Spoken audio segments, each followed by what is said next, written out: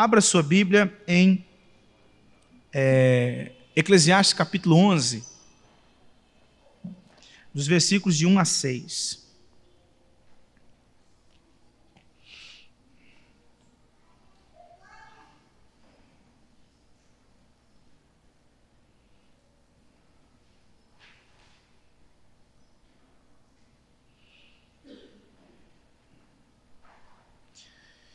Eclesiastes capítulo 11, dos versículos de 1 a 6, eu farei a leitura, os irmãos estejam acompanhando.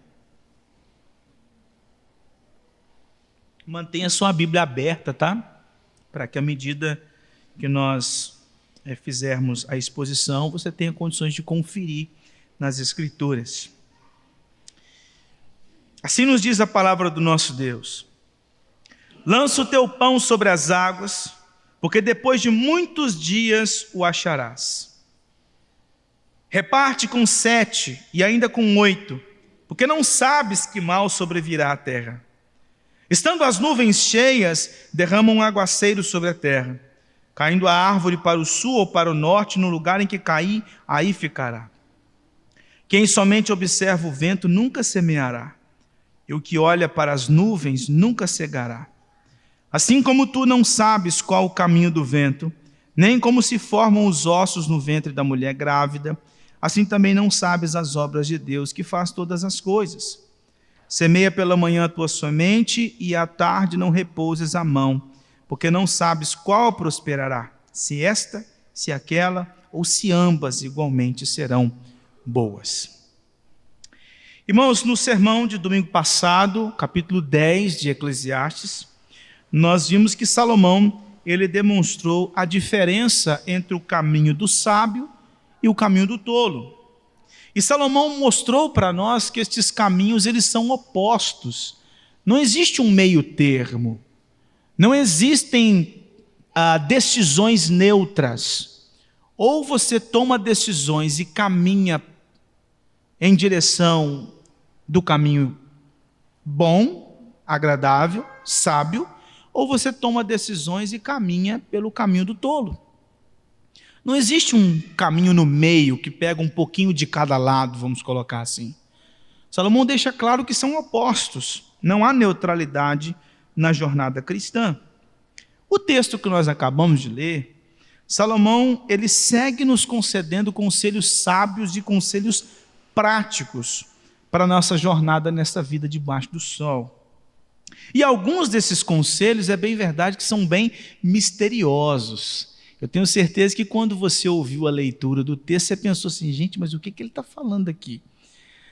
Tem umas palavras aqui, lançar o pão sobre as águas, o que é isso?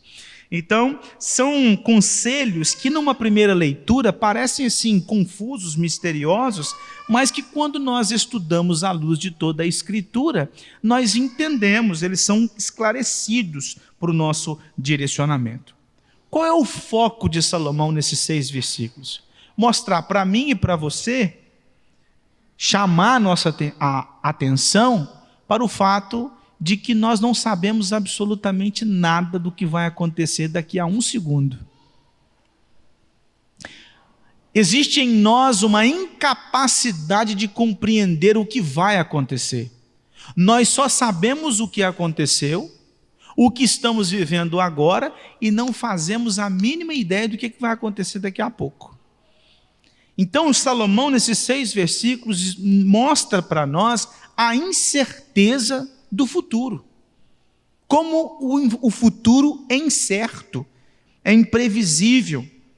Tanto é que nos 6 versículos que nós lemos, Salomão por 4 vezes repete a mesma expressão: não sabes, não sabes, não sabes, não sabes.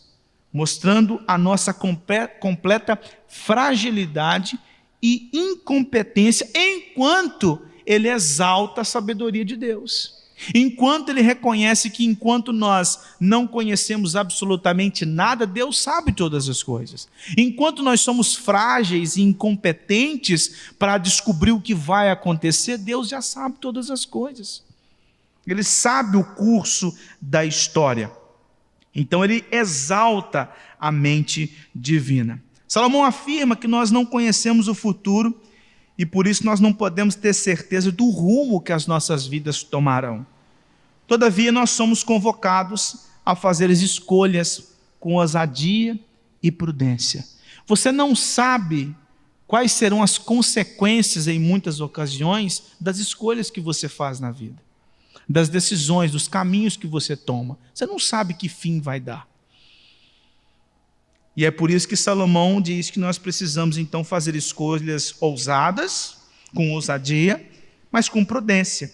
E diante disso, Salomão nos ensina a termos uma postura sábia por meio de 3 ordens. A primeira delas, seja prudentemente ousado. Segunda ordem que Salomão dá é cuidado com a dúvida. E a terceira ordem é trabalhe com diligência. Então nós veremos cada uma dessas ordens. Primeiro, seja prudentemente ousado, que nós podemos extrair aqui do versículo 1 e versículo 2. Veja aí o texto. Lança o teu pão sobre as águas, porque depois de muitos dias o acharás. Reparte com 7, ainda com 8, porque não sabes que mal sobrevirá à terra. Estes 2 provérbios aqui, eles são bem complexos, difíceis de interpretar numa primeira leitura. Quando você faz aquela leitura diária das Escrituras, talvez você passe por cima de um texto como esse e fala assim, não entendi bolufas do que Salomão está dizendo. Mas quando você vai vasculhar nas Escrituras, você consegue extrair o significado disso. Sabe o que Salomão está dizendo no versículo 1? Ele está se referindo a envios de navios com cargas para importação e exportação. Como é que é? De onde você tirou isso? Ele está falando sobre comércio internacional. Mas Arthur, como que você descobriu isso?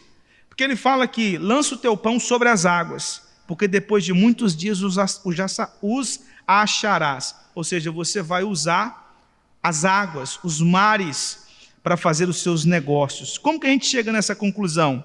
Com base no contexto da vida de Salomão. Lá em 1 Reis, capítulo 10, versículo 22, nós lemos assim, porque o rei tinha no mar uma frota de Tarsis, com as naus de Irão. De 3 em 3 anos voltava a frota de Tarsis, trazendo ouro, prata, marfim, bujos e pavões. E quando você vai para Provérbios, capítulo 31, versículo 14, o autor daquele provérbio, ele diz o seguinte, que a mulher virtuosa é como o navio mercante, de longe traz o seu pão.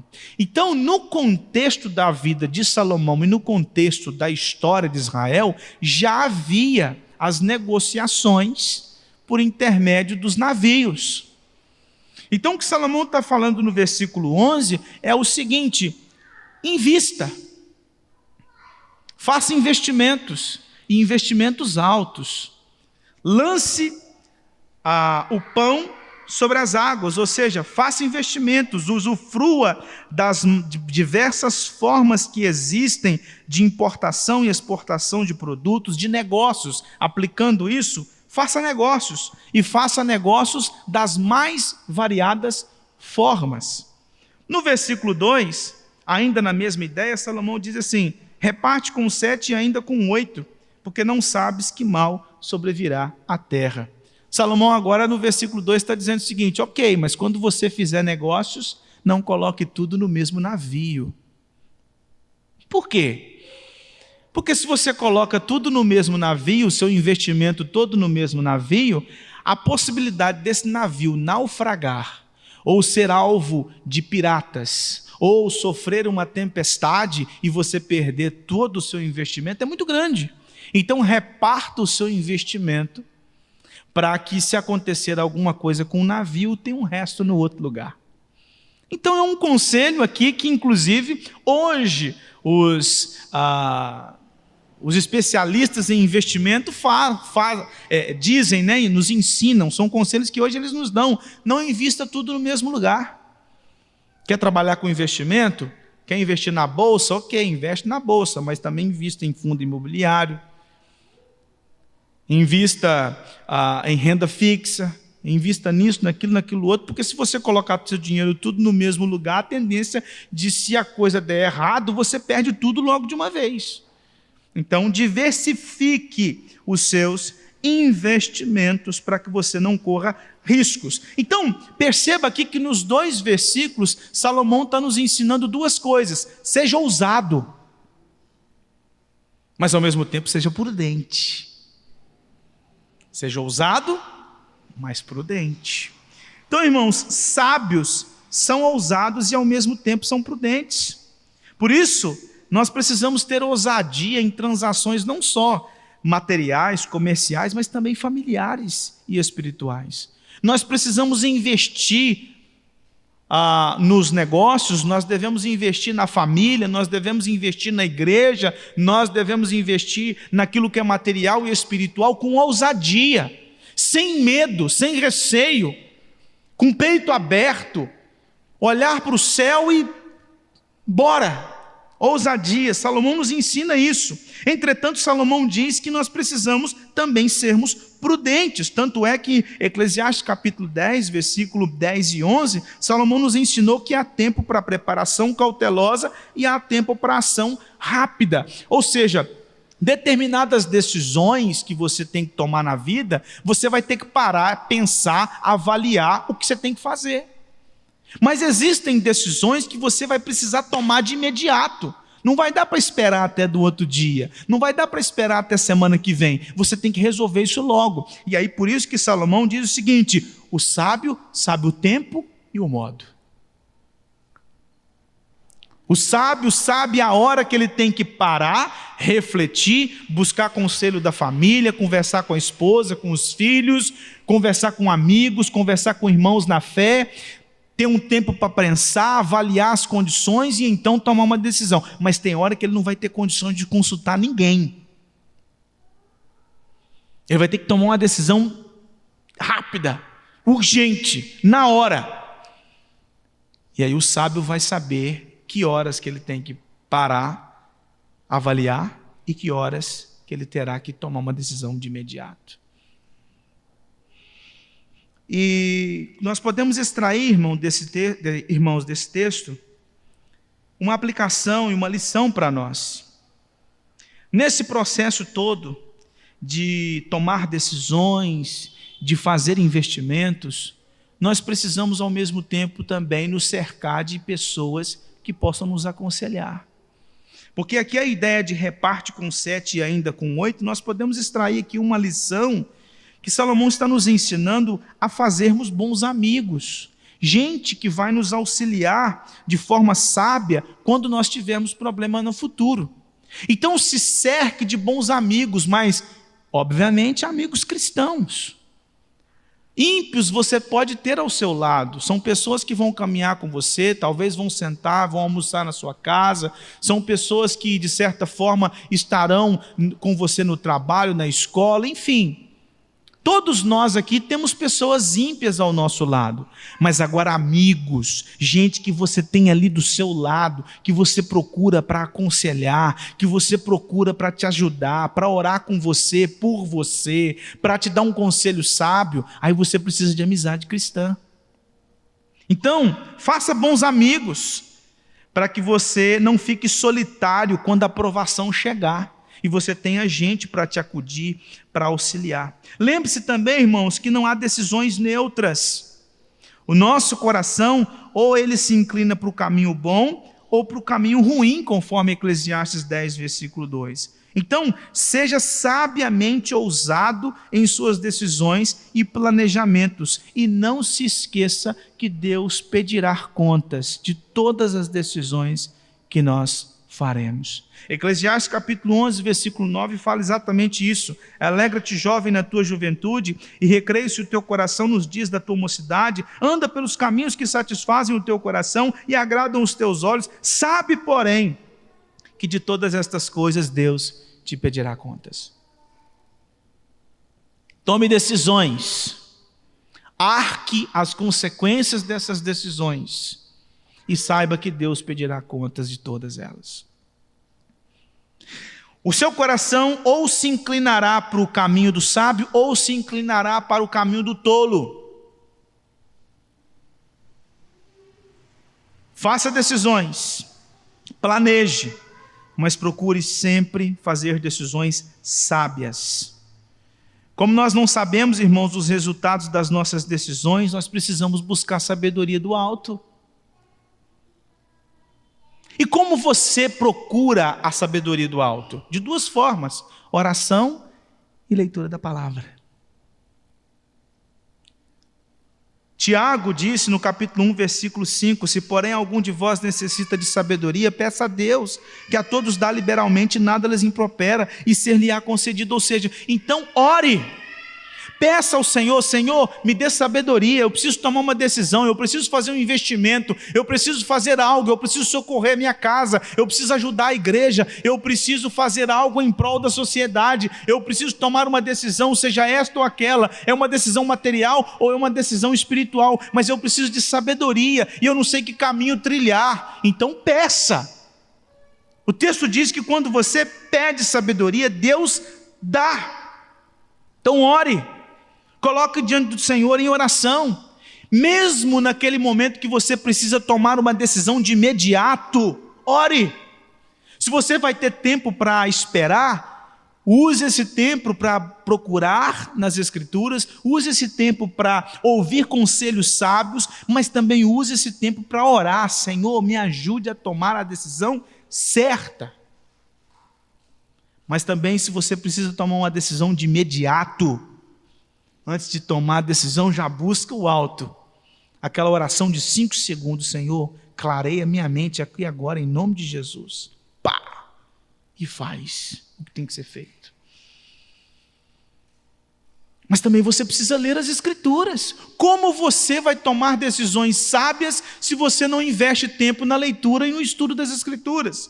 Paulo diz em 2 Timóteo, capítulo 3, versículo 14 a 17, o seguinte: tu, porém, permanece naquilo que aprendeste e de que fostes inteirado, sabendo de quem o aprendeste, e que desde a infância sabe as sagradas letras, que podem tornar-te sábio para a salvação pela fé em Cristo Jesus.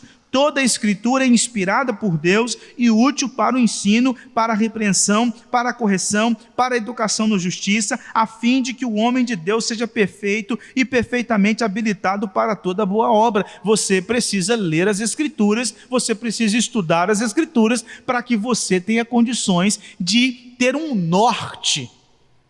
As Escrituras sempre darão a você o norte para o caminho do sábio.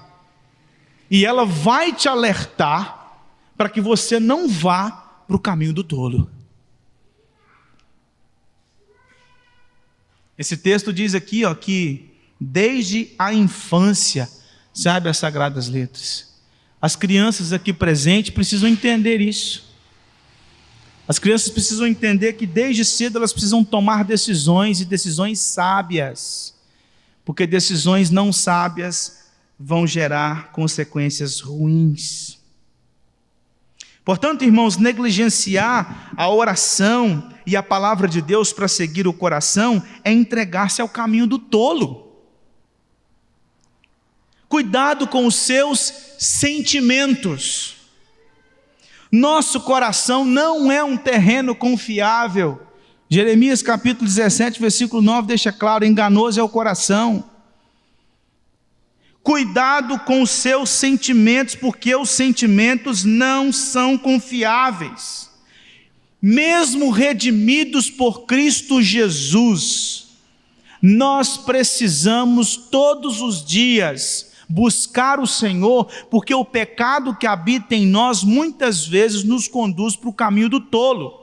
Nós somos habitados por Cristo, mas, conforme Paulo disse em Efésios capítulo 3, versículo 17, Cristo precisa tomar diariamente todos os espaços do nosso coração. Lá em Efésios 3, versículo 17, Paulo escreveu: e assim habite Cristo no vosso coração.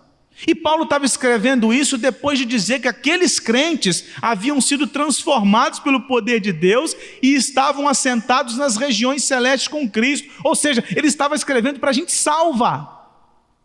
Mas escrevendo para salvos, ele disse: eu oro para que Cristo habite em vosso coração. E a ideia aqui não é de que eles sejam transformados, mas a ideia é que Cristo tome todos os espaços do coração de vocês. Tem uma música que antigamente a igreja cantava muito, aquela reina em mim, né? Reina sobre o meu pensar, sobre o meu falar, sobre o meu agir, ou seja, tome conta de mim por inteiro. A ideia é essa.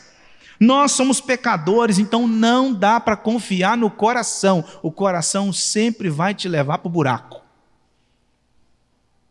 Confie na palavra de Deus. Confie nas Escrituras. Não se entregue aos sentimentos.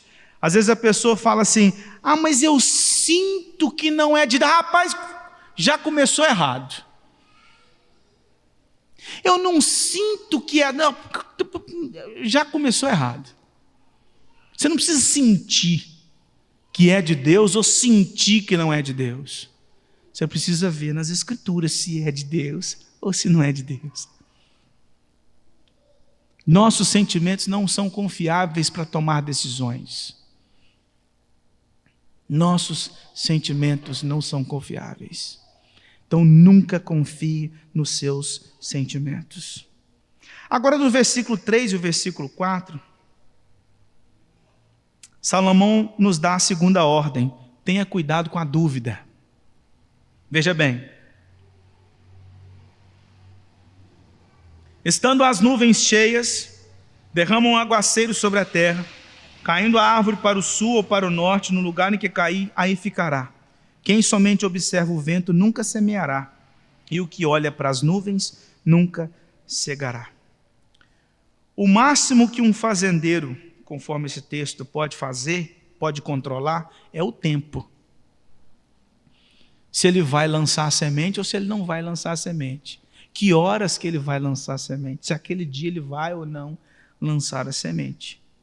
Mas se esse fazendeiro fica, conforme o versículo 4, olhando o tempo para decidir qual que é a melhor hora de lançar a semente, ele vai ficar para trás.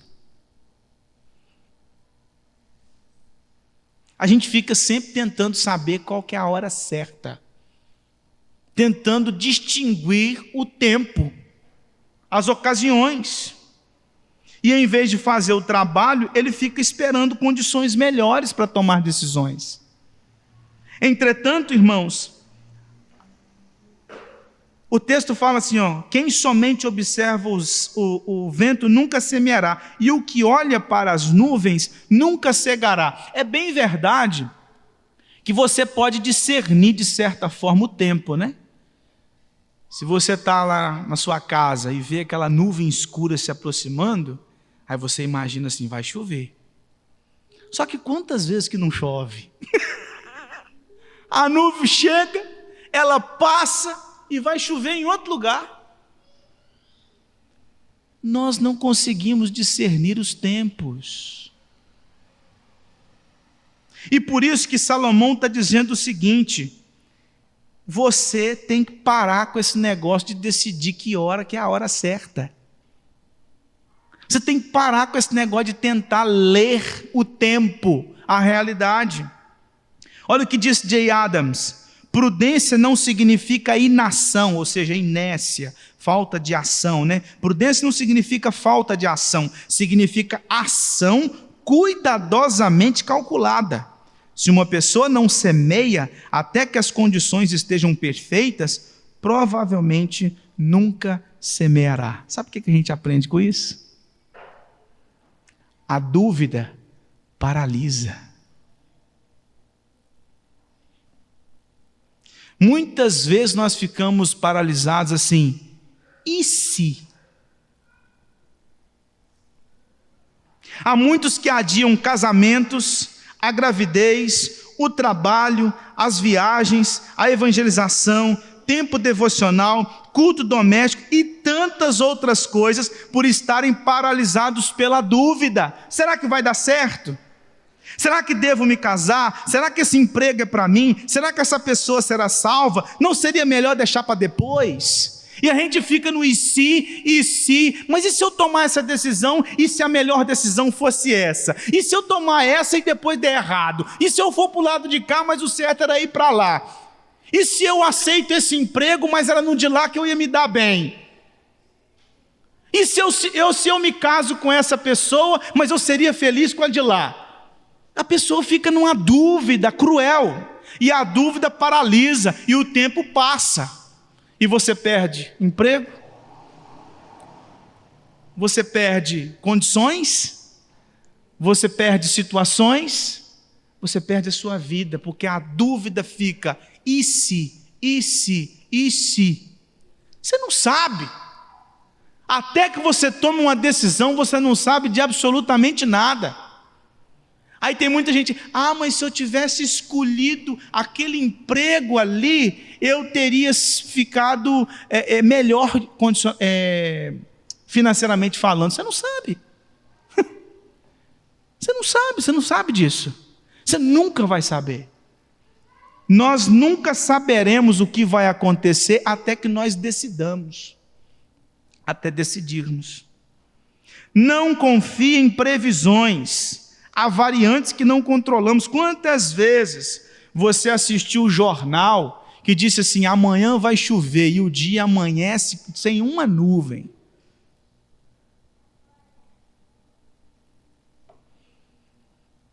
Não confie em previsões. Há muitas variantes. Nós não possuímos, irmãos, uma bola de cristal capaz de prever o futuro. Nós não sabemos o rumo de nossas escolhas até decidirmos e aguardarmos os resultados. O nosso serviço é nossa responsabilidade. Você tem que fazer o que tem que ser feito. Os resultados vêm de Deus. Qual é o nosso dever? Fundamentar as nossas decisões. Eu disse anteriormente, nunca confie no seu coração.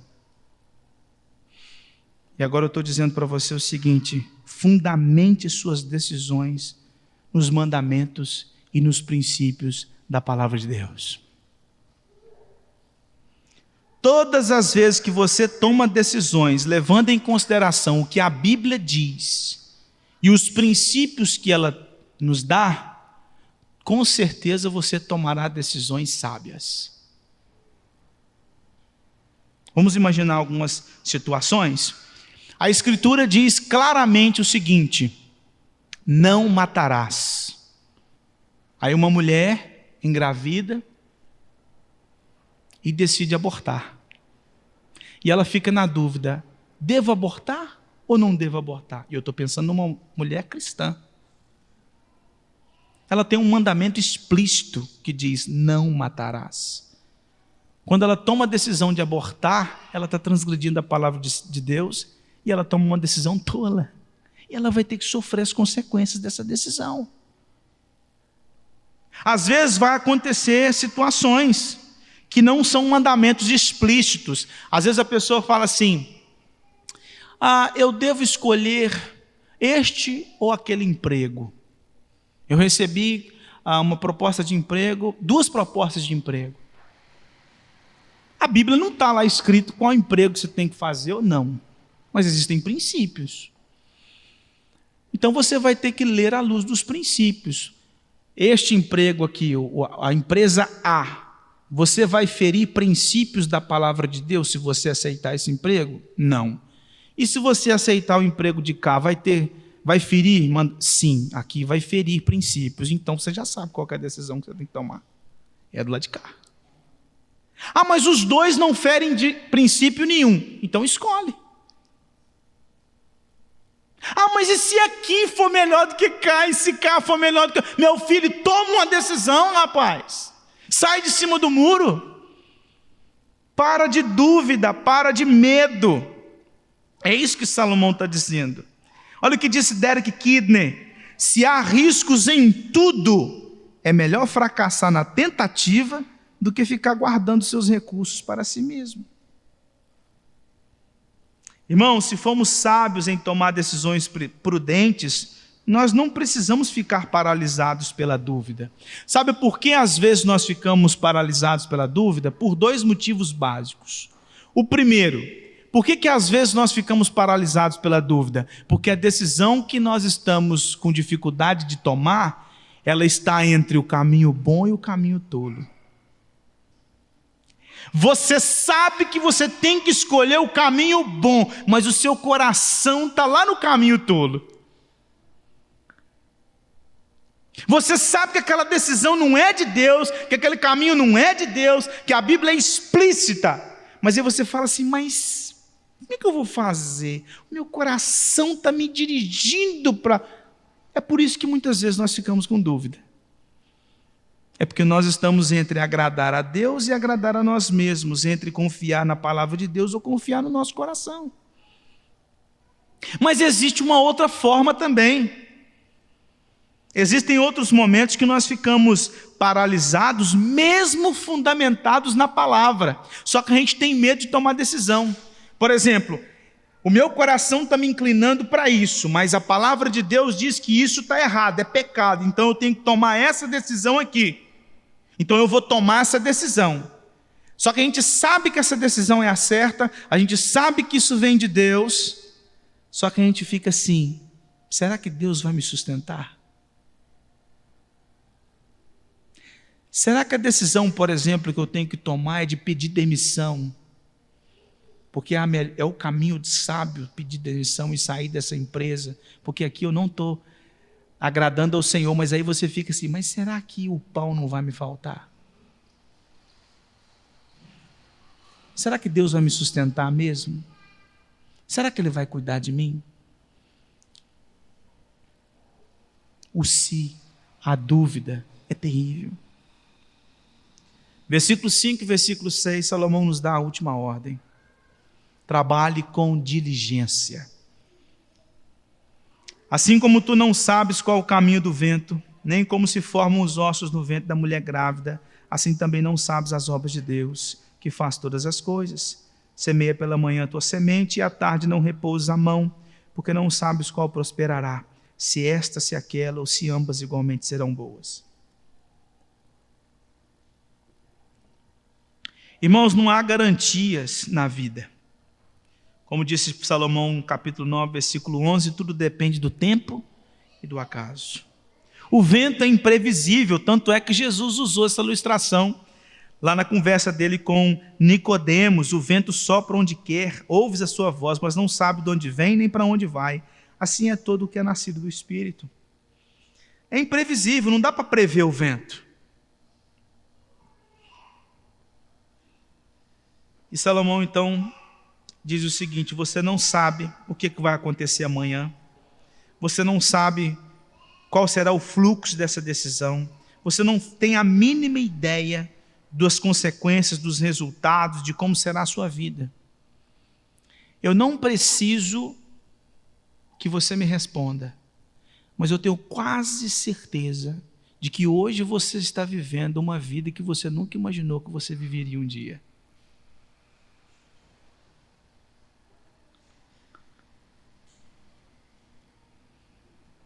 Você nunca imaginou que você estaria aqui, nessa condição, nesse lugar e na realidade que você se encontra. Eu não sei como é que está a sua família, eu não sei como é que está a sua vida, não sei qual é a sua história, mas eu tenho quase certeza que você deve estar pensando assim, eu nunca imaginei que eu estaria nestas condições. Salomão nos chama então a considerar as obras de Deus, ou seja, a criação e a providência. E aqui ele diz, olha, você não sabe como se formam os ossos no ventre da mulher grávida. Você não sabe as obras de Deus. Você não sabe o que Deus faz. Você não entende Deus. Você não entende a criação. Você não entende a providência. Salmo 8, versículo 3 e 4, o autor deixa muito claro, quando contemplo os teus céus, obra dos teus dedos, e a lua e as estrelas que estabeleceste, que é o homem que dele te lembres, e o filho do homem que o vestiste, ou seja, você não entende nada. Quanto à doutrina da providência, o sábio disse, o coração do homem traça o seu caminho, mas o Senhor lhe dirige os passos. Disse o salmista no Salmo 104, versículo 13 e 14: do alto de tua morada regas os montes, a terra farta-se do fruto de tuas obras, fazes crescer a relva para os animais e as plantas, para o serviço do homem, de sorte que da terra tire o seu pão. Você não entende a obra de Deus, você não entende a criação e você não entende como Deus está dirigindo a história.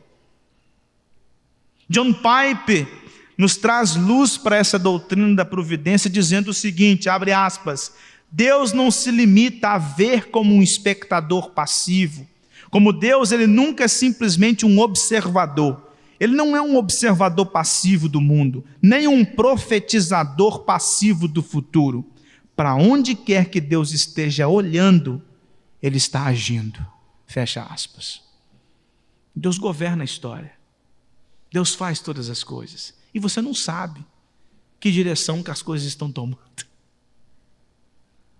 Deus está dirigindo a história, Deus criou todas as coisas. Ele diz, você não sabe nem como os ossos são formados no ventre de uma mulher grávida. Davi falou isso, lá no Salmo 139, de 13 a 16. Pois tu formaste o meu interior, tu me teceste no seio da minha mãe, graças te dou, visto que por modo assombrosamente maravilhoso me formaste. As tuas obras são admiráveis e a minha alma o sabe muito bem. Os meus ossos não te foram encobertos, quando no oculto fui formado e entretecido como nas profundezas da terra. Os teus olhos me viram a substância ainda informe, e no teu livro foram escritos todos os meus dias, cada um deles escrito e determinado, quando nenhum deles havia ainda. Crianças, um dia Deus formou vocês no ventre materno e vocês não fazem a mínima ideia do rumo da vida de vocês. Deus sabe todos os dias de vocês, quando vocês estavam lá na barriga da mamãe. Deus sabe o rumo da vida de vocês, vocês não sabem absolutamente nada. Salomão diz, tu não sabes as obras de Deus. Irmãos, de fato a gente tem uma incapacidade de compreender as obras de Deus, né? Recentemente, o telescópio James Webb, que é o telescópio mais avançado até hoje que foi lançado depois do telescópio Hubble. O Hubble, quando fez a sua pesquisa, os cientistas chegaram à conclusão que existia, no universo observável, havia 2 trilhões de galáxias. O Hubble chegou lá e agora atualizou os números. O James Webb, na verdade. O James Webb agora atualizou os números e os cientistas chegaram à conclusão que não tem 2 trilhões, tem 30 trilhões de galáxias. Cada galáxia, irmãos, ela tem em média 100 bilhões de estrelas.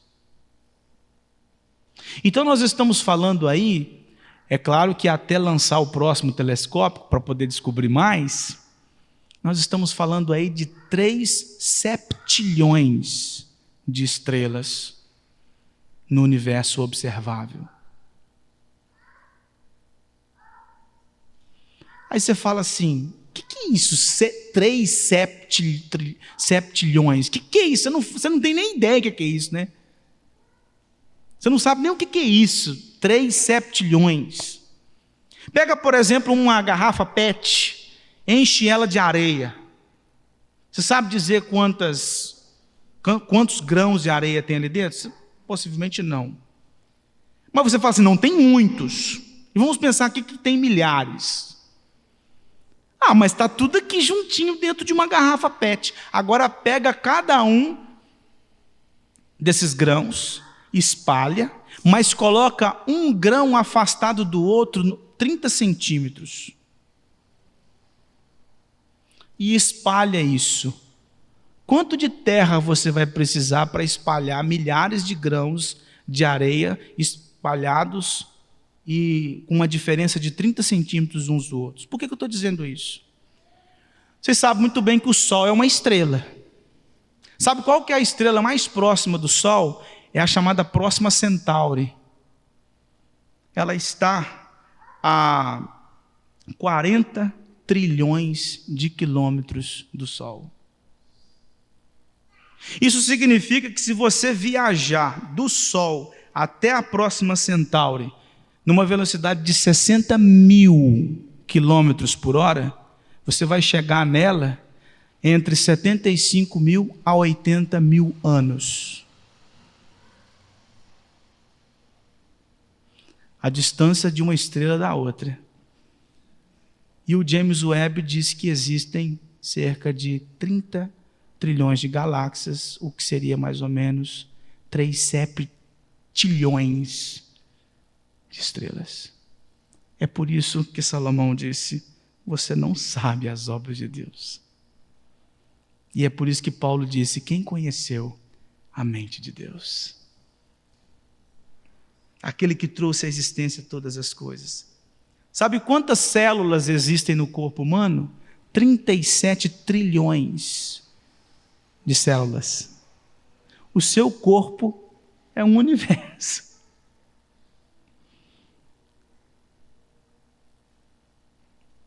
Você não conhece, você não sabe de nada.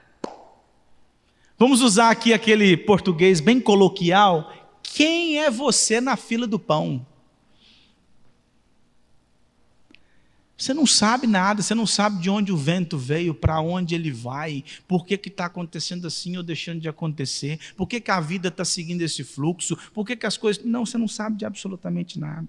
O que você tem que fazer é a sua parte. Versículo 6, trabalhe, semeie pela manhã, semeie à tarde, porque você não sabe qual prosperará, se uma ou outra ou as duas. Então, faça o que você tem que fazer. Não fica preocupado quais serão os resultados. Faz o que você tem que fazer, porque Deus dirige a história.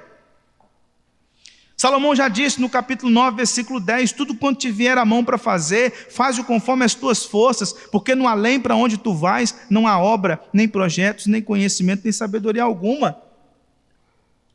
Paulo disse em 1 Coríntios capítulo 15, versículo 58, portanto, meus amados irmãos, sede firmes, inabaláveis e sempre abundantes na obra do Senhor, sabendo que no Senhor o vosso trabalho não é vão. Então nós temos que trabalhar. Eu vou usar aqui um ditado popular que muita gente acha que é um versículo bíblico, né? Faça a tua parte, que eu te ajudarei.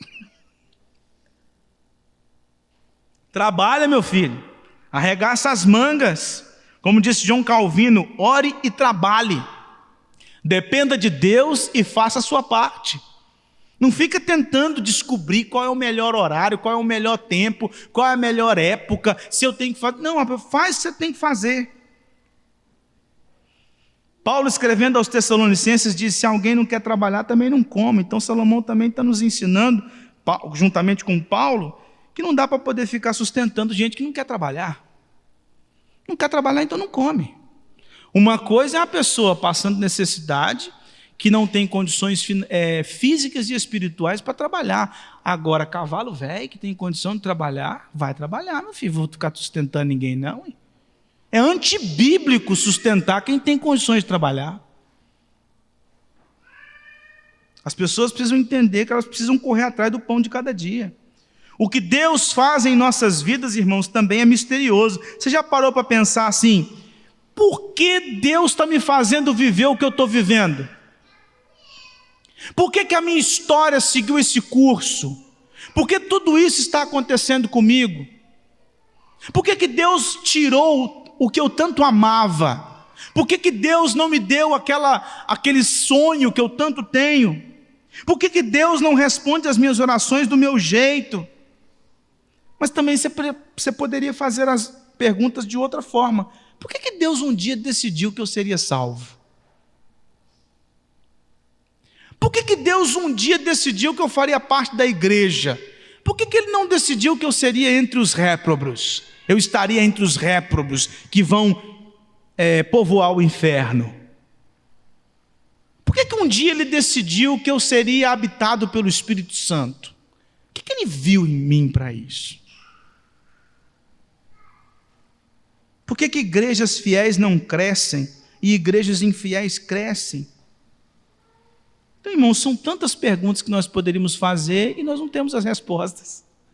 E Salomão está nos ensinando: faz a sua parte, trabalhe, faz o que tem que ser feito, obedeça os mandamentos de Deus, viva de modo sábio e confie os resultados no Senhor. E ponto final. Viva uma vida simples, sem paranoia. Lá em Mateus, capítulo 25, dos versículos 14 a 30, Jesus contou para nós uma parábola, a parábola dos talentos.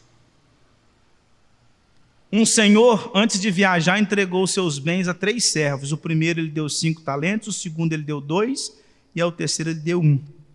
Os 2 primeiros negociaram e multiplicaram os talentos, o último não, porque ficou com medo. E a palavra do Senhor foi: servo mau. Por que você não fez o que os outros fizeram? Por que você não multiplicou? Por que você não trabalhou? Por que você não cultivou o que eu te dei? Às vezes, irmãos, nós questionamos se é tempo de evangelizar, se é tempo de convidar alguém para participar de um culto. A gente fica naquela dúvida assim, mas e se eu convidar e a pessoa não quiser? E se eu evangelizar e a pessoa rasgar o folheto na minha cara? E se eu bater na porta dela e não me receber? Aí a gente fica travado por essas coisas, sabe? E não faz. Mas e se eu mandar uma mensagem para ela convidando para ir no culto e ela me bloquear do WhatsApp? Aí a pessoa fica na possibilidade do que vai acontecer, travada para fazer o que tem que ser feito. Evangelize, convide, socorra alguém, não fica tomado pela dúvida e pelo medo. Cristo quer que nós sejamos fiéis, que nós tenhamos um trabalho diligente, empenhando e confiando tudo nele. Em Marcos capítulo 4, os versículos 1 a 20, Jesus contou uma outra parábola, que é a parábola do semeador, e lá ele fala de 4 sementes. Uma foi lançada à beira do caminho, o pássaro veio e tomou. E ele fala que ali é Satanás tomando do coração antes que seja penetrado. A segunda semente caiu no meio de um solo rochoso. E aí a terceira semente no meio dos espinhos. Esses 2 aqui têm a ver com provações, tentações, tribulações e as dificuldades da vida, e inclusive também o mundanismo, o desejo pelas coisas que esse mundo. Então as pessoas apostataram da fé. Ouviram a pregação do evangelho, mas o evangelho não criou raízes no coração. E elas foram embora. E a 4ª semente caiu num solo bom, frutificou. O que ele está falando aqui é que a 4ª semente são salvos. Então perceba que a semente, o semeador, jogou a semente. E a semente caiu em 4 solos. Teve solos que ela não criou raízes, mas teve solo que criou raiz. O que Salomão está nos ensinando à luz, trazendo aqui Marcos capítulo 4, a parábola do semeador, é: lança semente. Você não sabe os resultados. Você não sabe quem vai se converter, quando vai se converter, como vai se converter, se a pessoa virar, mas depois vai embora. Aí a gente fica assim: mas eu fico com medo de convidar, a pessoa vem, batiza, publica a fé, aí daqui a pouco ela vai embora. Então eu não vou perder meu tempo com isso. Não, meu filho, Jesus não está mandando você ficar pensando no que vai acontecer. Você tem que cumprir a ordem dele. Nós não sabemos os resultados. Nós só temos que fazer o que tem que ser feito. Olha que interessante essa história que Philip Ryken conta. Ele disse que um homem chamado Luke Short, quando estava com 103 anos, ele morava na Virgínia, nos Estados Unidos, e ele um dia parado lá do nada assim, olhando para o tempo, ele se lembrou de um sermão que ele ouviu John Flavel pregar. John Flavel foi um puritano. Então nós estamos pensando numa história assim, lá do século XVIII, século XIX. E aquele homem se lembrou daquele sermão que ele ouviu. Ele com 103 anos. Ele se lembrou do sermão e naquele momento, sentado onde ele estava, ele se arrependeu dos seus pecados, creu em Cristo Jesus, foi transformado pelo poder de Deus. 3 anos depois, aquele homem faleceu. E ele mandou que escrevesse assim na sua lápide, abre aspas: aqui jaz um bebê na graça, de 3 anos de idade, que morreu segundo a natureza aos 106 anos de idade. Um homem que se converteu aos 103 anos, viveu 3 anos como salvo e partiu para a glória. Só que o mais interessante da história é que o sermão que ele ouviu foi numa época que ele tinha 18 anos de idade.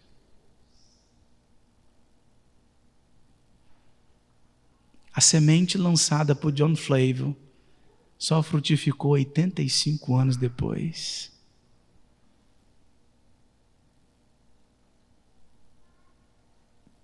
A gente não sabe dos resultados. O que a gente sabe é que Deus nos manda fazer. Sermos ousados, prudentes, não ficarmos paralisados com a dúvida. Então, irmãos, devemos viver com ousadia e não permitir que as incertezas da vida nos impeçam de viver para a glória de Deus. O que Deus requer de mim e de você é fidelidade, compromisso, ousadia, prudência, uma vida sem medo, sem receio, sem dúvidas, fazendo o que precisa ser feito, confiando no Senhor e entendendo que nós não temos o controle de absolutamente nada. E tudo que nós temos que fazer é para a glória de Cristo, para honrar o nome dEle e viver para o louvor dEle nessa terra.